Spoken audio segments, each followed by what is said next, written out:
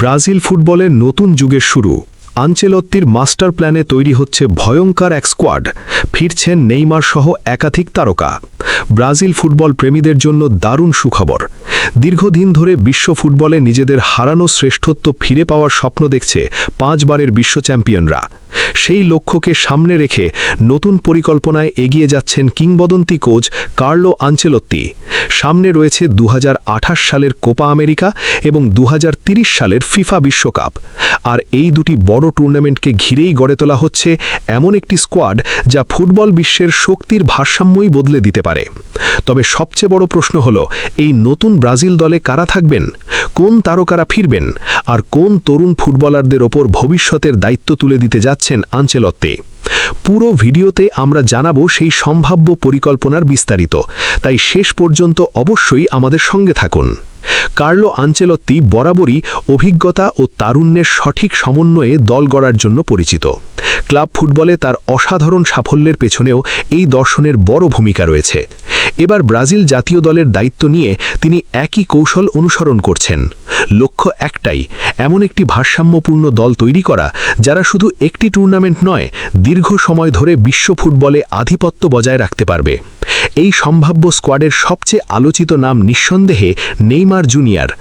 দীর্ঘদিন ইনজুরির কারণে মাঠের বাইরে থাকলেও তার প্রতিভা, সৃজনশীলতা ও অভিজ্ঞতা নিয়ে কোনো প্রশ্ন নেই।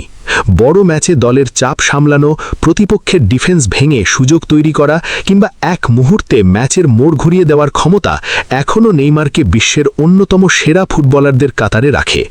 পুরোপুরি ফিট হয়ে ফিরতে পারলে ব্রাজিলের আক্রমণ ভাগে তিনি আবারও নেতৃত্বের ভূমিকায় থাকবেন বলেই ধারণা করা হচ্ছে।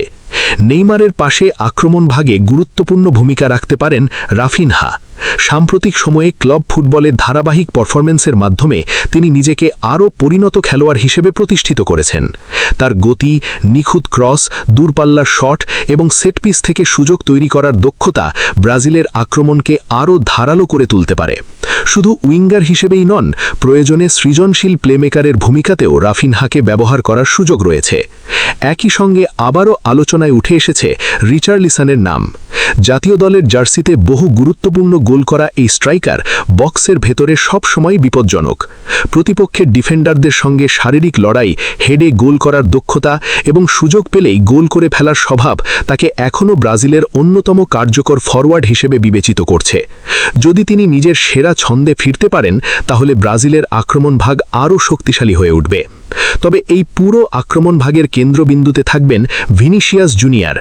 বিশ্বের অন্যতম সেরা উইঙ্গার হিসেবে নিজেকে প্রতিষ্ঠিত করা এই তারকা তার গতি, ড্রিবলিং এবং এক পরিস্থিতিতে প্রতিপক্ষকে হারানোর অসাধারণ দক্ষতার জন্য ইতোমধ্যেই বিশেষ পরিচিতি পেয়েছেন।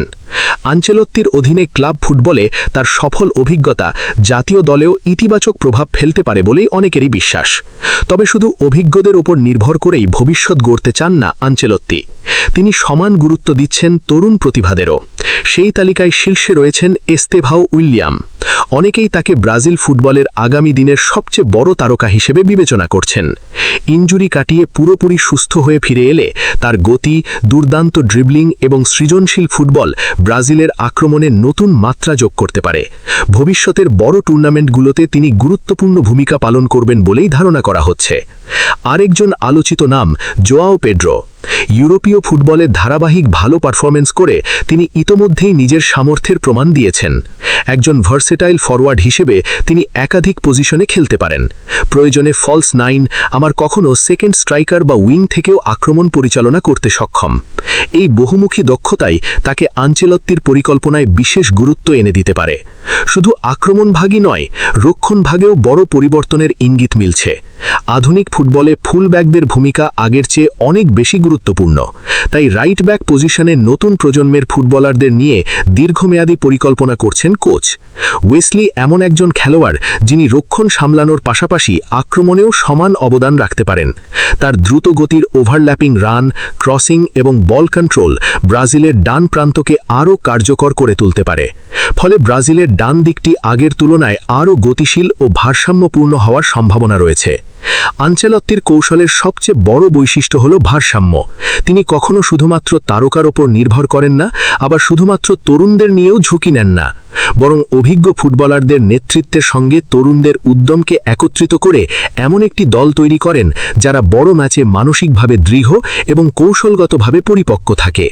এই কারণেই ফুটবল বিশ্লেষকদের অনেকেই মনে করছেন ব্রাজিলের সামনে নতুন এক স্বর্ণযুগের সম্ভাবনা তৈরি হয়েছে।